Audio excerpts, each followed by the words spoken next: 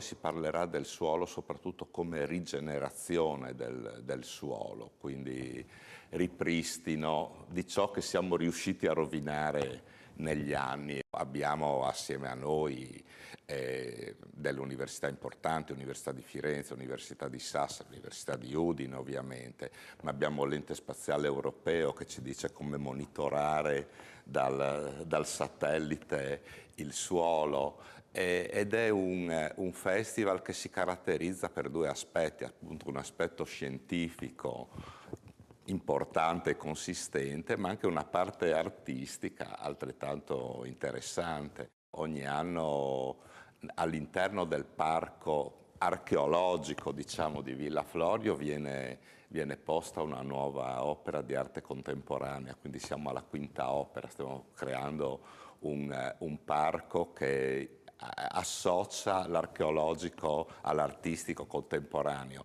e poi ci sono questi eventi di arte, di danza, spettacoli musicali. Quest'anno avremo Patrizio Roversi. Il tutto si concluderà con un incredibile spettacolo musicale con 6 pianoforti.